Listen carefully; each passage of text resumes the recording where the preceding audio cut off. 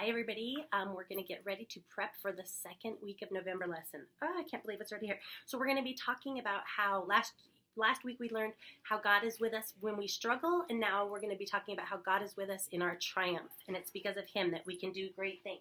When the kids come in, since we're going to be continuing on in our story of Joseph, the kids are going to come in and they are going to have this, just a piece of paper. Each one needs one of these, and it has our memory verse on it. So they're really going to learn this memory verse, which changes next week. It's only our memory verse for the first 2 weeks. And then they're going to need this little piece of paper that they need to cut out of the bag of grain, and 2 pieces of twine, and a little bit of tin foil that they can shape into a cup shape however they'd like, and then some corn. And when they are finished, their craft should look like this, with the little cup kind of sticking out from that. So let me give you some advice of how this will work out better for your kiddos. When you are putting the corn on, just put a little bit of the glue stick in a little area and maybe put 4 or 5 pieces of corn on the page, and then hold it down and have the kids count to at least 10 while they're holding down the corn. Then have them put a little bit more glue down, about 5 or 6 more pieces of corn, and hold it down and count to 10.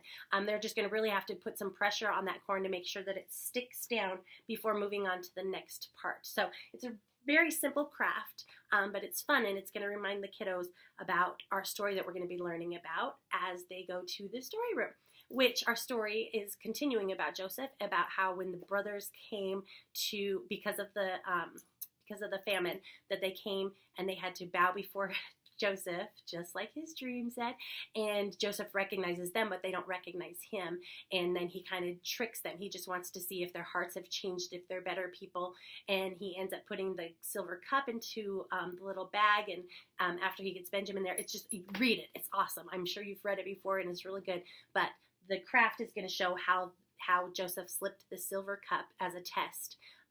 He slipped the silver cup into Benjamin's bag of grain and then accused him of stealing, and he just wanted to see how the brothers would behave. So we're going to do that. Then you'll go back to your, well, of course, you'll have your worship, your offering, and your blessing, as always.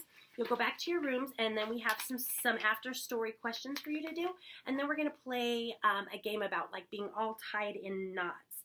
And we're going to talk about how Joseph's life, his whole world seemed like it was tied in knots, and how he got these knots untangled, and with God's help you can do this too.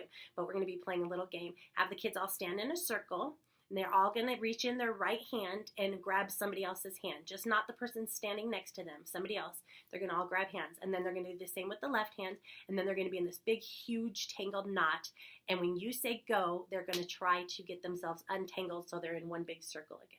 So it's really fun. It's a fun game to do. You're going to want to make sure that the kids do it very slowly and that they're careful with each other so nobody gets hurt. But it should work out. If your kids are doing this and they're really fast at it and it's super easy, tell them that now they need to try to do it without words. They just can use body language or nodding their heads or not being able to talk for some of those older kids. So that's what we're doing. If you have more time in your class, you can start reading about the calling of Moses. We're going to be moving on to Exodus next week, 1 through 4, and we're going to start our speedy trip through Moses' life as well. So thank you so much for all you do for Crossroads Kids.